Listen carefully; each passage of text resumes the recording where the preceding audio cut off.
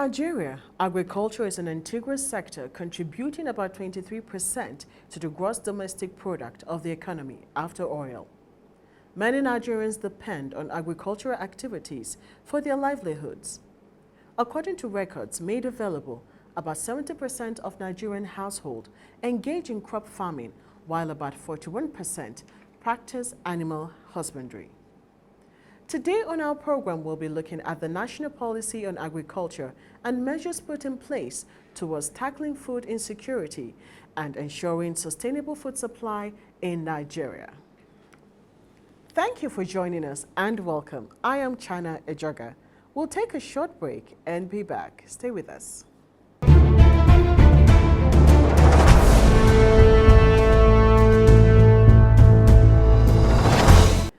Due to rising food prices in Nigeria, President Bola Ahmed Tinubu declared a state of emergency on food insecurity in the country.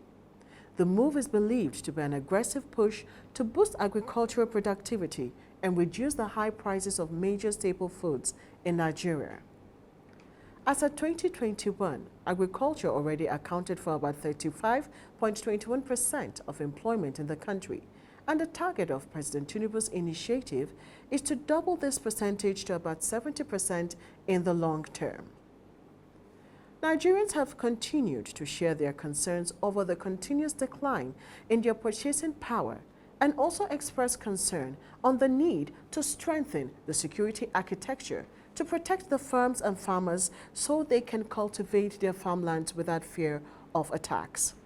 We also know that the United Nations Food Systems have been following up on the 2021 Food Systems Summit, where individuals and countries are committed to accelerate and deepen the transformative power of food systems for the full realization of all the 17 Sustainable Development Goals. From what we have gathered, the United Nations is seeking ways to accelerate food security and achieving the Sustainable Development Goals through food systems transformation pathways in Nigeria.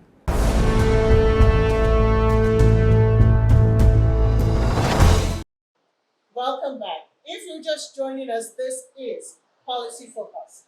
And today we'll be looking at food security.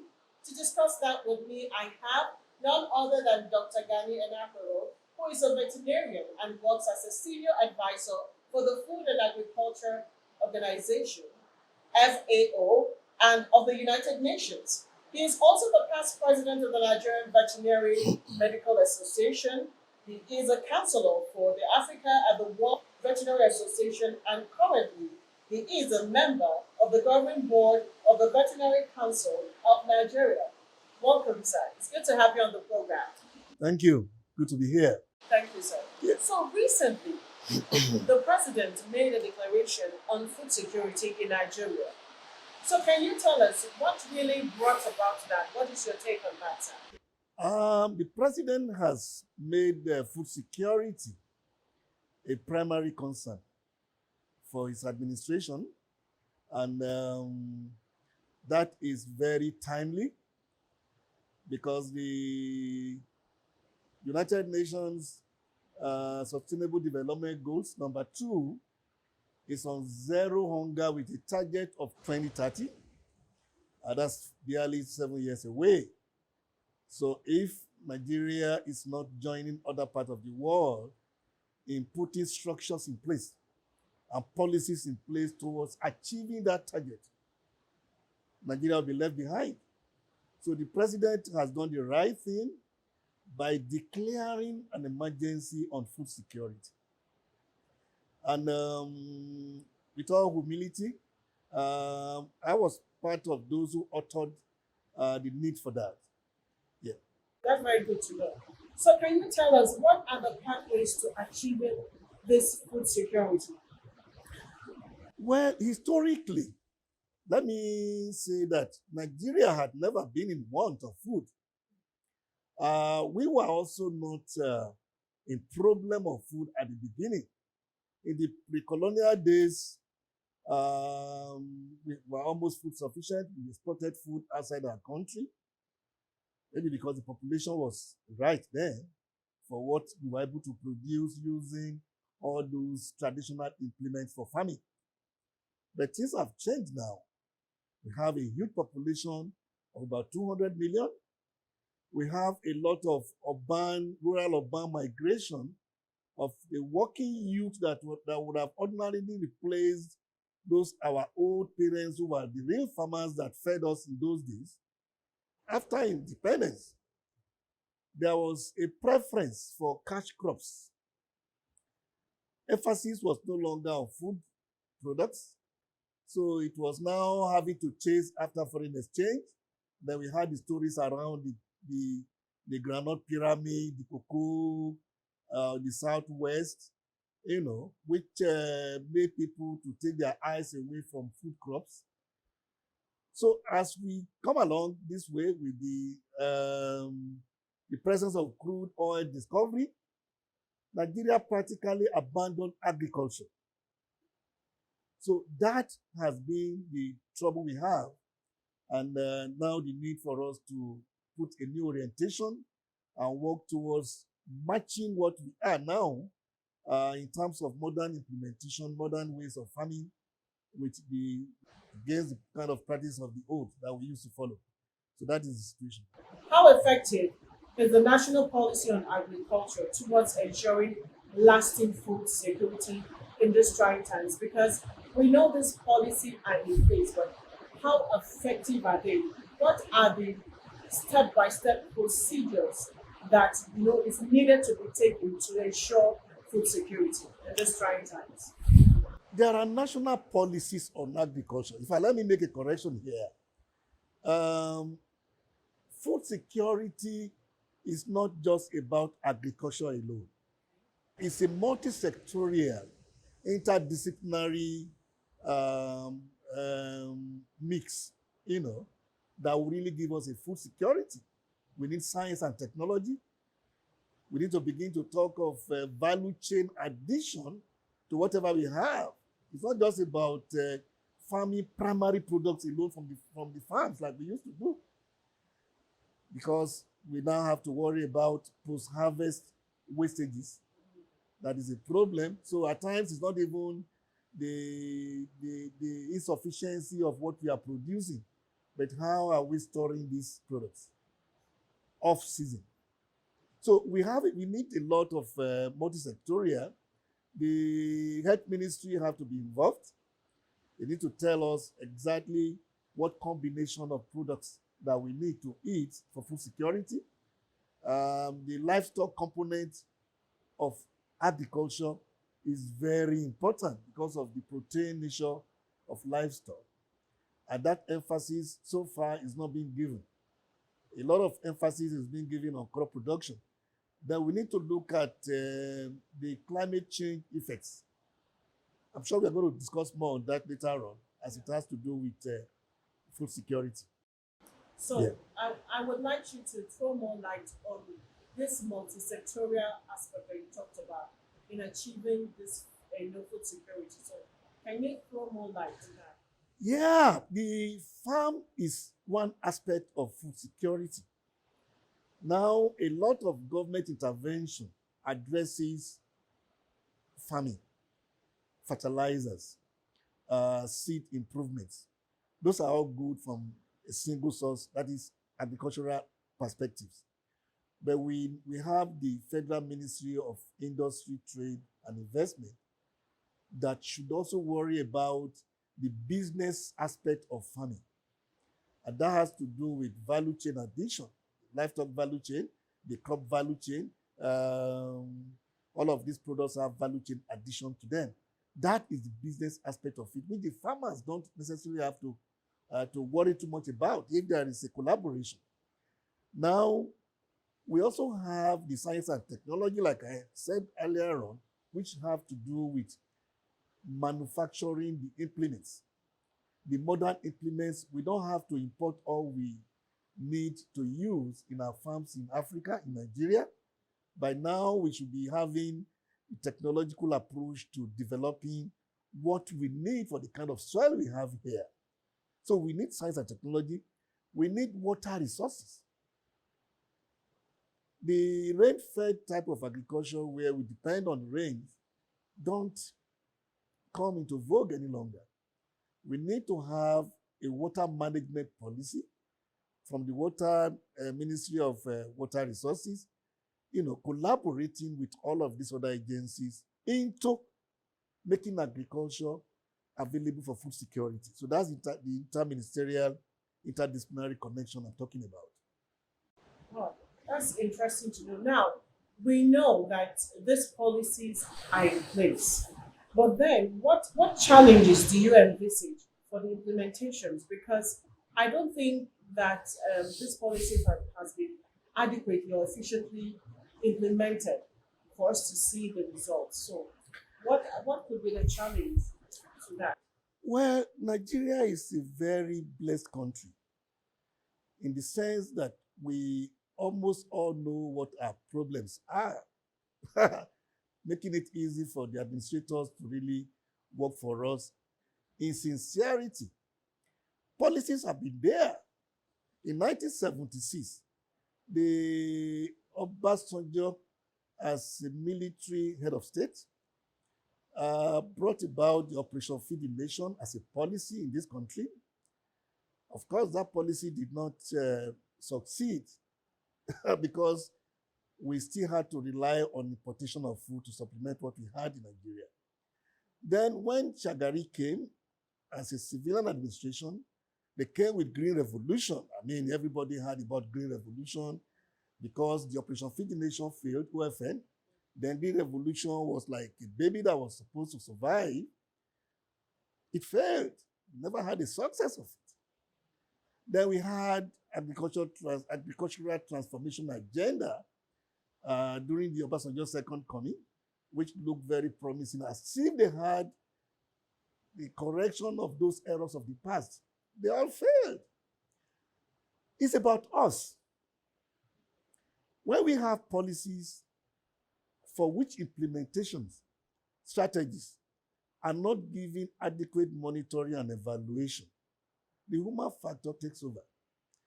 If you give people fertilizers in your books in billions, and there is no monitoring and evaluation process to actually confirm that those investment gets to target, of course, the books will look good, but the practicality of it will look bad.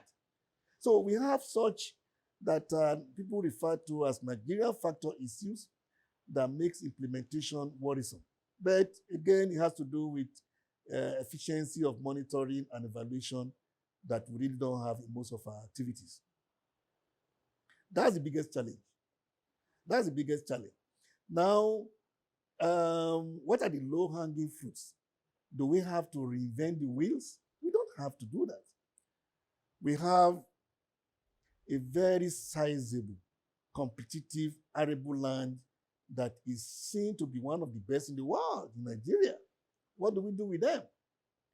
If you look at the budget allocation to agriculture up to now, is unbelievably too low for a country that is shouting a departure from crude oil monoproduct economy. And that is what we have as the best employer of labor, agriculture. We need to be able to feed ourselves. A country that cannot ensure food security for its citizens has only just exposed himself to the whims and caprices of other people that will take advantage of them. If you have a budgetary allocation that is less than 5%, which is what we did, in fact, I think the last time we had was about 1.5%, it's ridiculous. That cannot be said to be a serious investment into food security. So we need to depart from such attitude top to bottom. Those are the challenges. Now, reinventing the wheel, like I said, we have a lot of models that we can adopt, both for crop farming and then for livestock farming across the world.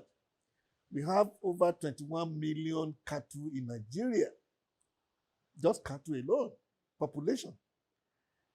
A lot of countries in Africa don't have a third of that, and then they're exporting meat to Europe. because they are able to put value chain around what they have. We are not even one of the first 50 beef producing countries recognized in the world with that population of livestock that we have. The last time census was done in this country for livestock was in 1991. It doesn't show seriousness because you can't even plan when you don't even know what you have. So all those figures we still bandy around. They are just guesstimates on top of what we believe should be. That was the projection on top of what was done in 1991. So we need to go back into the basics. A lot that we can adopt, looking around us, and we improve on them, and then we will be the one exporting food to our neighboring countries. Okay? Last year alone, we had, from statistics, National Bureau of Statistics, almost $5 billion in dollars importation of food into this country to feed Nigerians. That's unbelievable. I mean, but that's exactly what the National Bureau of Statistics has offered us. So we can't continue to do that. So the president's declaration of emergency around food security is a right step to go. And if it is followed through, we will be able to make Nigeria one of the greats in terms of food production. Yeah. So you were talking about statistics, and that brings me to the next question. Data is one area, gathering data is one area that Nigeria is seriously lacking in. How do you think that can really help us in this situation now how do you think we can revive, how can you think Nigeria can get adequate data to help us begin to implement these policies? First of all, we need to change the workforce that is into agriculture in this country. We need to deliberately cultivate a young army. We have been reputed to have a very young working force in this country that other countries don't have. What are we doing with them? So we need to begin to change the workforce, encourage people, young ones, to go into agriculture. They are very sophisticated tech-wise. They will be the one to generate the data we need for us. The traditional farmers that we have, our parents, my colleagues in age, who are still feeding the teeming population of Nigeria using the very traditional implements that don't have records, they don't keep records, they don't make money. Middlemen make the money off them. They produce, and the middlemen come to take and sell and make the money. So we need to have a new generation that will do this job for us by encouraging them, deliberate government policy and efforts, supporting them to acquire the kind of tools that they require, like what they do abroad. If you tell a young farmer to have a drone in his farm, and he sees that being demonstrated, because that's what they do elsewhere, he would like to go into farming. But you can't tell a young man of today who sees his mates in white-collar jobs and ask him to go and be using hoes and cutlasses to farm. He will not go there. So those are the army of young farmers that we need to cultivate, that will help us out with data collection. They will keep records. They will depend on loan facilities from banks. That would make agriculture a business that it should be. From what you said, there seems to be so much that needs to be done, and it's kind of, I don't mean to be negative, but it kind of seems hopeless. But then there's always hope, because Nigerians are very resilient people. Now, to add to what you're saying about carrying the new generation, that's young people along, how are states being carried along, and what is their response? What should be their response to ensure food security? Well, I must say that the Nigerian Federation, the way it is, that gives the states the independence to do what they should do, the states have not done much. our attention has been focused too much on the federal government. A lot are left unmonitored at the state level because of the feeding bottle economy, where every governor goes to collect money at the center on a monthly basis. Governors are not giving the due attention to areas of concerns to the citizens.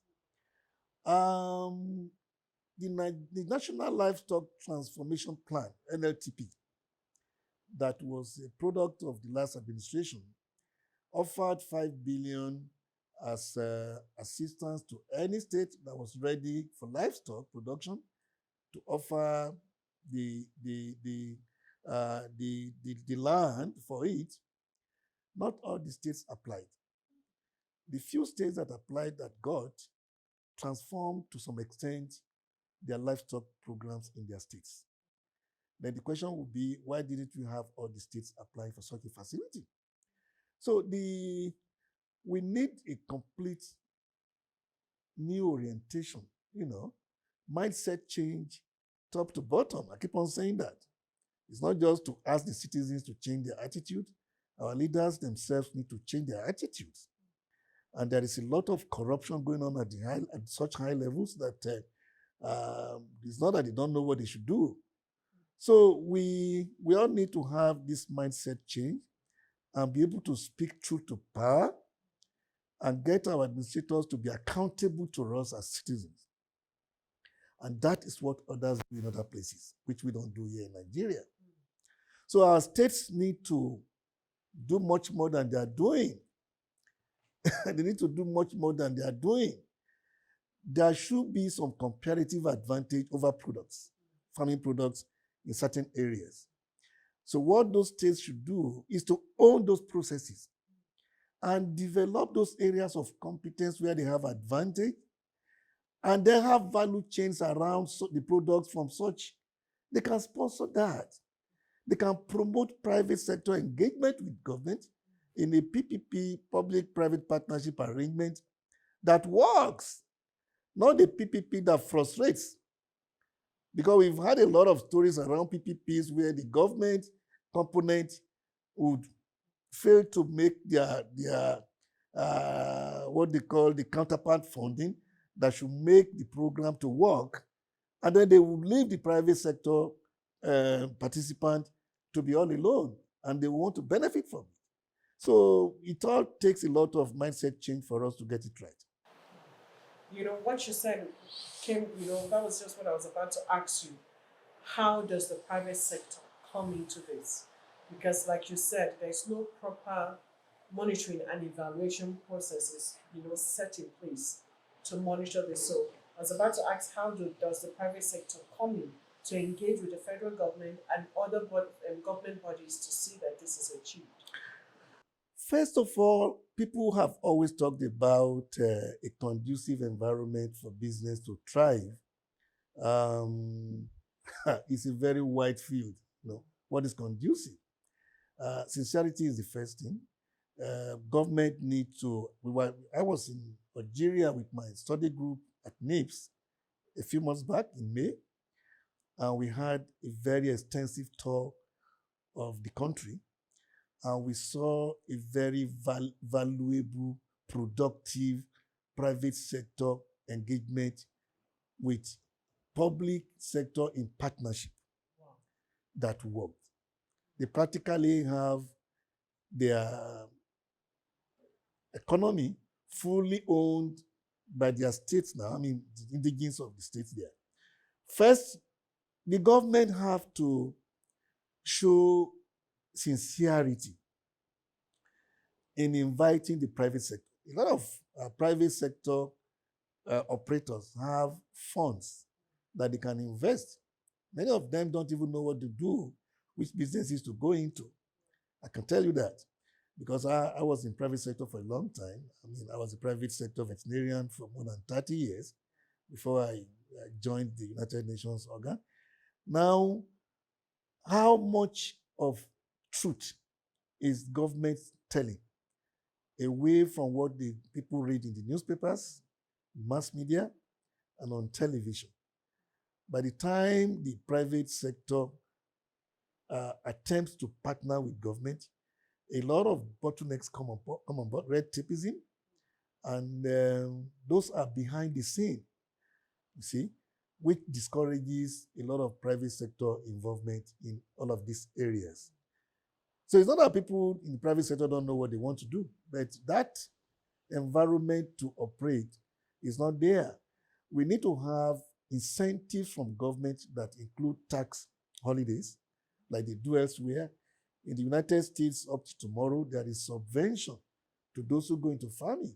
There is subsidy. And there is subsidy. There is off-taking of production, of products. That is, they don't have to get yourself involved in even in marketing when you produce. They off-take. They bear the loss, so the losses. But here we don't have such facilities and opportunities on ground. People are more interested in government circles, getting involved in financing and buying whatever support they have for farmers. But that is not what the private sector wants. The private sector wants a very free marketing environment, free support, and encouragement to go into farming that is truthful and sincere from the government side. That is the challenge we have. It's all encompassing, this issue of food security. And I'm glad that you're able to throw some light on it. But we'll continue. We'll take a short break now and we'll continue. Stay with us.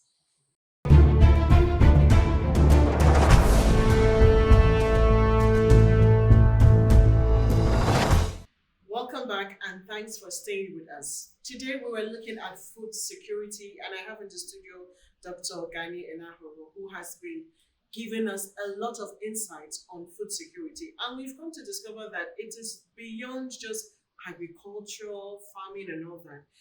Previously, you mentioned the issue of, bringing in tech into it, and that's the area I'm going to go into.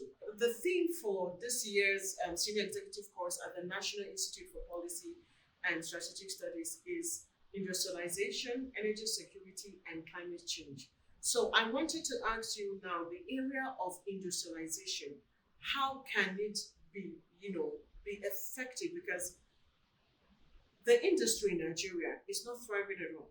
And this is very, very pertinent when we are talking about agriculture or the food security. Agriculture has to be seen as business. Currently, it's not being seen as business by government and by the operators. Value chain makes agriculture business. In those days when, like I said, we used to have the groundnut pyramid, those who colonized us took advantage of that and did value chain addition and resold those final products to us in Nigeria. We were busy acquiring heaps and heaps and heaps of groundnut for them, which they took away and then added a little value to it and then came back to sell at multiples of prices for what they took away from us. Those who came for cocoa also came back with chocolate at higher prices and other candies from cocoa. What we need to do now, that was a generation wasted, so to speak. We should not allow others to take advantage of us again, just like allowing crude oil to be taken away, and we are busy importing PMS, diesel, and kerosene. I mean, that's not a serious generation. So value chain brings business to agriculture, and that's industrialization. If we are able to have the business side of agriculture strengthened in this country, employment will be generated, a lot of work will come, more people will go into farms, knowing fully well that their products will be off-taken. That is industry. And that is the lowest hanging fruits that we have here, which we are not talking about. We are busy into people going to areas that will require multiple engineering to be able to perfect, but this is low hanging fruit for us. We have the land, We have then we need a lot of researching into seed qualities. By now, that's what you should be talking about. We must be thinking of how do we feed the millions of people that we have in this country. In 2050, the projection is that we'll be like the 7th most populous country in the world. We are getting close to it. But we must be matching with what we have to feed ourselves now. And as we project, we also begin to project what will happen at that time. If you don't mind, I will also look at the other legs of the team and see how it affects agriculture, energy security. There is no mechanization that will not require the use of energy. So government must not look at food security in isolation. The current government, President Tinubu, has done well. He has even changed the name of the Ministry of Agriculture from Federal Ministry of Agriculture and Rural Development to Federal Ministry of Agriculture and Food Security. I mean, that shows some sincerity level. We only wish that we must build on top of that, not just by the change of name alone. So we need energy. Energy cannot be separated from agriculture. If we must store our products to reduce food wastages, we need energy. So they all go together. So mechanization requires a lot of energy, clean energy, because that's what the world is tending to now. Then the aspect of agriculture that we don't have control over is the last leg of the team, the climate change aspect of it. We all are true apostles of what climate change is wreaking on us globally and also in Nigeria. We have a lot of unpredictability of rainfall in this country today that farmers are not happy about. They can't even plan. They can't even plan when to harvest, when to. So you now see them, because of the periods of rain coming, having to do early harvesting without even allowing those products to fully mature, because they have to do that. Otherwise, the surplus of rain, of water from rain, could so affect their production that they might end up losing. So you see them doing early harvest. You see some yam in the marketplace today. You say that they better wait for some more months to let this mature, but you don't have to wait now. Those are all part of climate change effects. We have our river sources receding. Lake Chad is one of them. Lake Chad has lost 90% of its value today. And that is why we have a lot of the livestock herders migrating without stopping down south. And then they now come to the south where it is the time of their harvest. And then the cattle now will see their farms and make it like this is a place to be. And then, of course, a lot of challenges and clashes between the herders and farmers cannot stop that. So those are the climate change effects that we have. So what do we have to do? Government have to encourage schemes that promote climate resilient farming. We need to begin to have climate smart farming methods that would include technology. People have talked about a lot of biological improvements of seeds, and they worry whether such consumption will have an effect on them in future on their DNA. It's not. We need to be climate smart and be able to cope. We must have strategies, mechanisms, survival mechanisms that would assist our agriculture to be able to match the challenges that we have in the world of today. So those are the kind of attitude that we must begin to have in government places, and that would be what we need to be able to meet the demand of our food supplies. You have said quite, you said things that I'm sure our viewers out there are oblivious to when it comes to food security, especially agriculture. Most people just think it's about farming.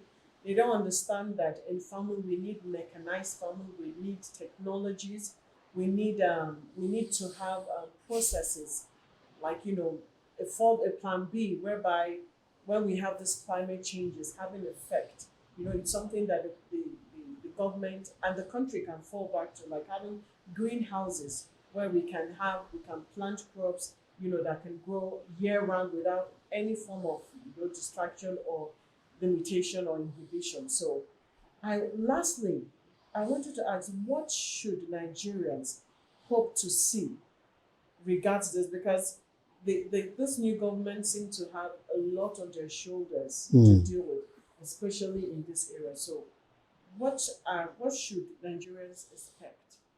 We should do less politicking with food supplies and food security. The idea of having the humanitarian ministry share money to people, 5,000, 10,000, how many days of food would that supply for the family? We don't need to do that. Those are monies that will not be properly accounted for, which could be useful more in promoting proper agricultural farming methods, in true supplies. We need to teach people how to fish. We don't need to give fish to people. That's the traditional ways of saying it. It had never worked giving people fish. But if you teach them how to fish, they will do that better on their own. So we need to do less politicking with agriculture. When I say agriculture, in the larger sense of it, I'm talking about livestock farming, crop farming, value chain addition, improvement of seeds, soil management, water management, and attraction of the youth into farming processing. So we need to do less politicking. It's very important. And we need to increase the budgetary allocation towards this direction. The president has declared an emergency. That must be matched by the funding available to these sectors. If we don't do that, next year we'll come back again and be talking about food emergency. So it's still good now. We still have, like I said, an importation value of about 5 billion. That is in trillions of naira. If you are not careful, and then with the security challenge that we have in the forests, that even those who are into farming are being chased away by bandits. So we need the Office of the Security Advisor to the President to do much more scenario planning to manage the securities in those bushes, to allow farmers to go into the farms, to allow the young ones to also go into farming, because nobody wants to go into a bush where you get somebody that will come and kidnap you. So the security challenge is an issue.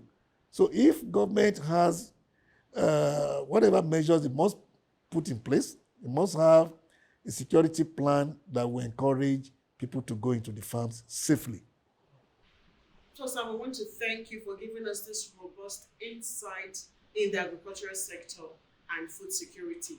We want to thank you so much for that. And we hope that when next we need you, you would oblige us your time. And we.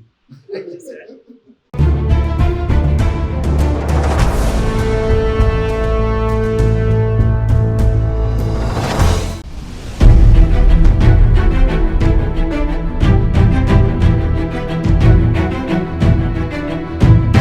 The issue of food security in Nigeria cannot be overemphasized.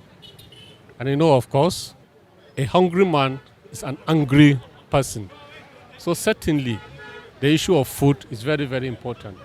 I want to agree with Mr. President with that great effort or step he has taken in addressing food security in Nigeria. With the crash of the economic of the country, a lot of people are finding it difficult to survive. People have been living from hand to mouth, and families find it difficult to have their 3 square meal. I think with agriculture, if the government focus on agriculture, it will go a long way to make food available for people to survive. If you observe in markets now, there is no customers that do used to come and buy things from especially these shops, which is people are suffering and everyone wants to come to the market and buy things. But psychologically, or if you observe, there is no money from people.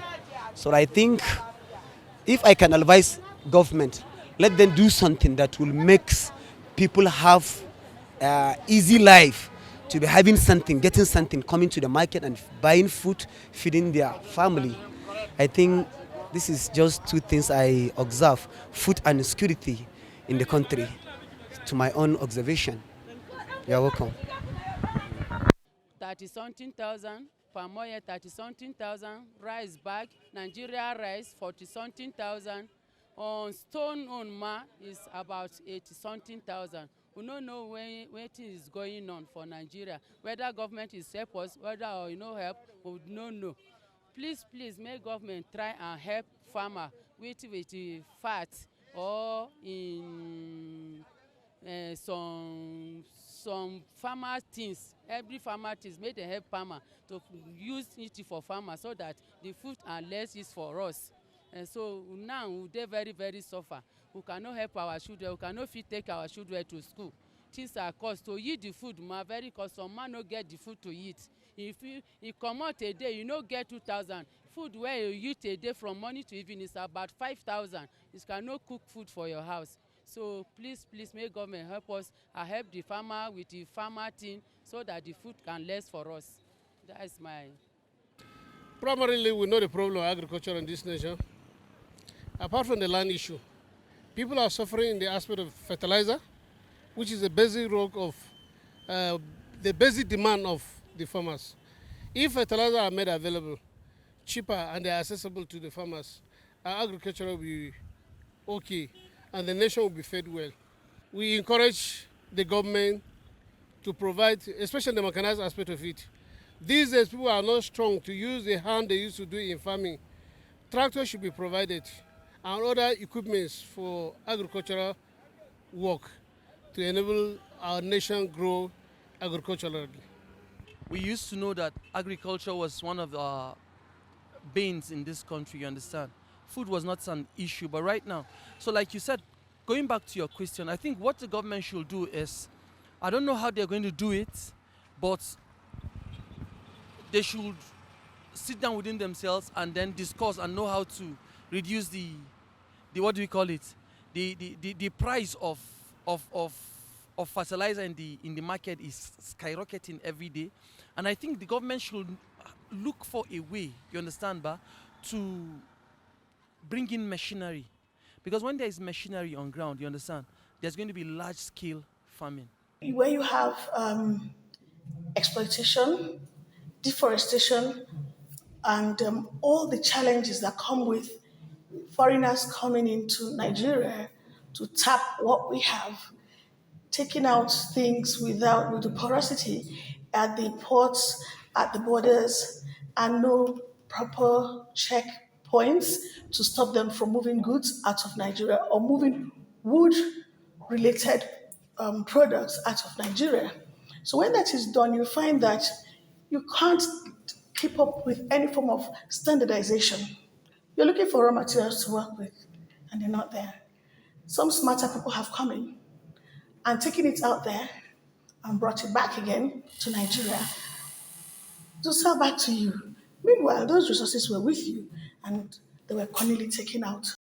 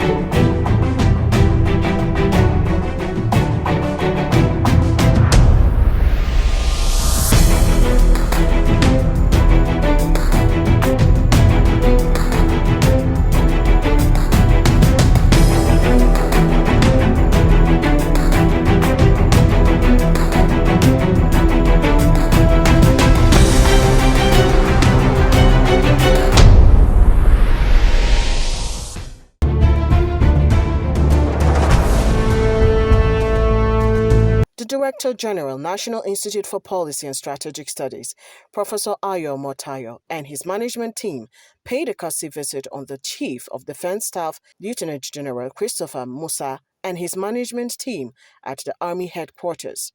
The visit is to familiarize with the service chiefs to discuss possible avenues for partnership. I'm here today with a deputation from NIPSS. It is customary for NIPSS management to visit with the Chief of Defense Staff, because over the years, the Chief of Defense Staff has always been statutorily the chairman of our governing board. And of course, we have been in office for about 4 months now, and of course, it is necessary for us to brief you on the happenings at NIPSS. Even though the board has not been reconstituted, I don't know if you'll be willing to be a one-man board for us for now. So we want to thank you. On our own, we will assist to ensure that all these problems are there. We will talk to them and see. It's good to protect ahead so that we don't have all this. Both agencies are coming together as a common front towards solving Nigeria's security challenges. Chana Ejoga, reporting for NIPSS Policy TV.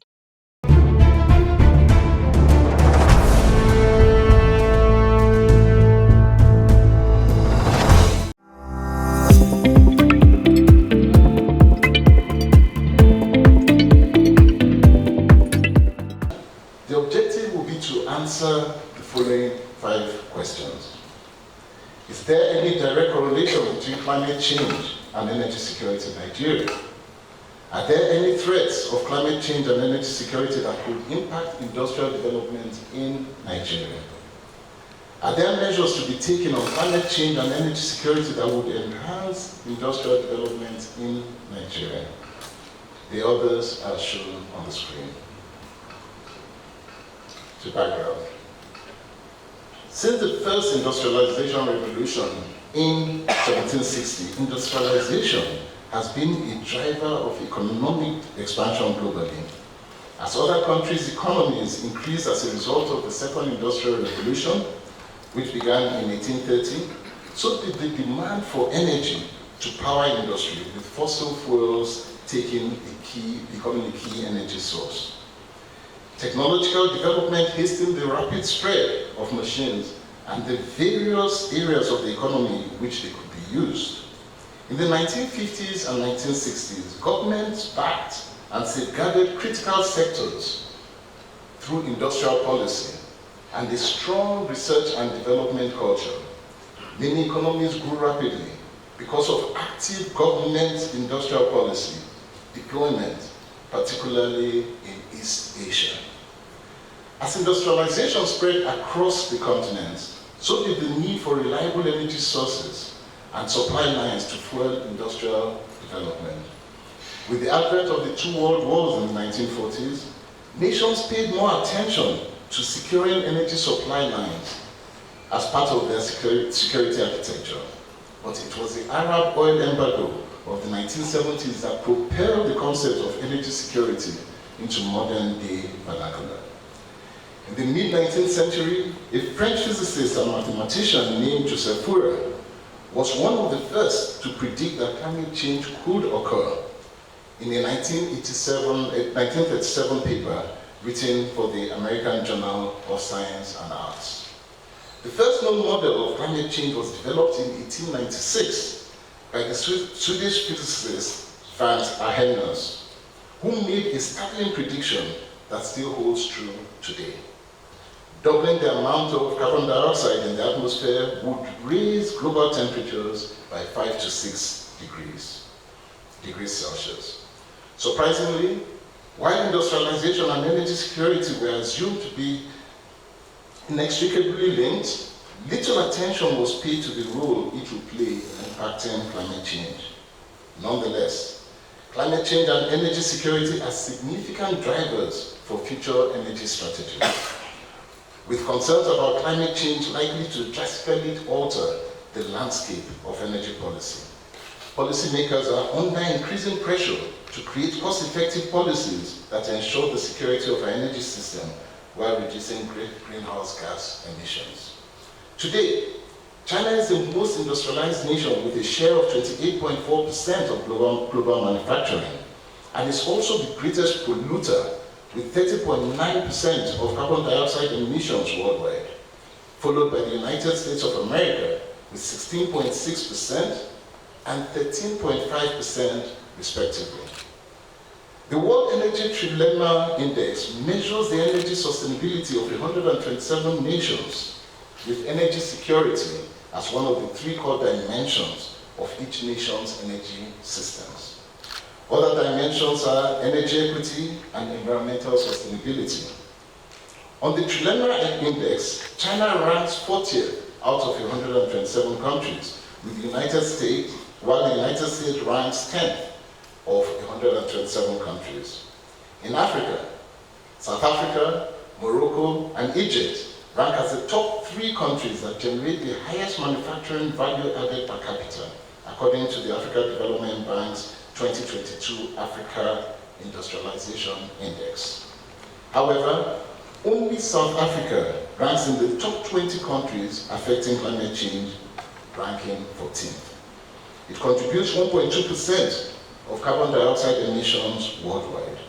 Egypt ranks second as the second greatest polluter in Africa, but contributes only 0.68% of carbon dioxide emissions.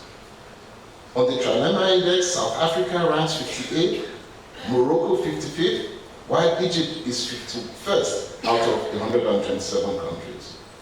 Nigeria is the 8th most industrialized country in Africa on the ADB 2022 Africa Industrialization Index. And though it ranks as 4th most polluting country in Africa, it contributes barely 0.38% of carbon dioxide emissions worldwide. Nigeria also ranks 84th out of 127 countries on the Trilemma Index. Yet even with the minimal contribution to climate pollution by Africa, the African Union believes that climate change is the defining developmental challenge of our time, and Africa, the continent most vulnerable to its consequences. Conceptual clarification. MIGO posits that industrial development is the building and growing of industries within an economy by using new technologies that will make jobs easier, faster, and better, and lead to an increase in the business output and increase in profits. Please avert that industrial development is the synthesis of contributions from 4 major factors: business, technology, government, and labor. And successful industrial projects can be achieved only through a close cooperation and mutual understanding between these contributions. The conceptual clarification by FLIS is adopted. For climate change, Wendell states that climate change is the shifting of the mean meteorological indices of rainfall and temperature across a larger time span.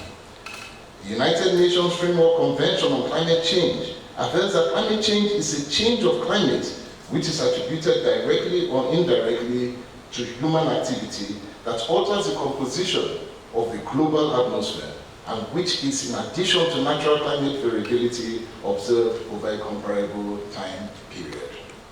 For this paper, I shall adopt the conceptual clarification of the United Nations Framework Convention on Climate Change. Energy security. In 1999, the United Nations Development Programme advances that energy security is the continuous availability of energy in varied forms in sufficient quantities at reasonable prices. The International Energy Agency posits that energy security is the uninterrupted availability of energy resources at an affordable price, while Akabiro and Ume Ubika state that energy security is a concept that relates to the continuity, availability, and affordability of energy to both industrial and household energy users for efficient running of every sector of the economy. It's important to state that no country's economy has attained optimal performance without energy security. For this paper, I shall adopt the conceptual clarification of Akabuiro and Ume Obika, which is that historical overview of trends in national development policies in Nigeria. The historical overview of an overarching policy landscape in Nigeria can be divided into 4 phases. This will be pre-independence era, post-independence era, structural adjustment program and three rolling plan era, and the Fourth Republic era, accounting for 12 national plans since independence. Let us take a closer look at each phase, beginning with the first one, pre-independence era. The colonial government of 1946 is credited with establishing Nigeria's initial footprint in developing national development policies. However, due to constitutional changes, the 10-year development plan could not be implemented until 1950. The plan's main goals, which were implemented between 1950 and 1960, were to serve the demands of the colonial administration, with an emphasis on transportation and communication to facilitate the flow of export crops to the ports. The plan achieved its goal and acted as a springboard for future development planning in Nigeria. Now to the second phase. During this time, the first 4 indigenous national development plans, each lasting 5 years, were introduced. The first national development plan included funding for manpower development as one of its goals, in addition to building the nation's infrastructure. Nigeria launched energy projects during this time to support industrial growth, including the Ughelli thermal plant, the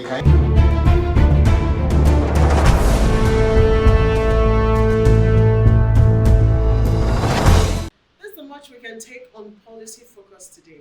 Thanks for watching. I am Chana Ejoga.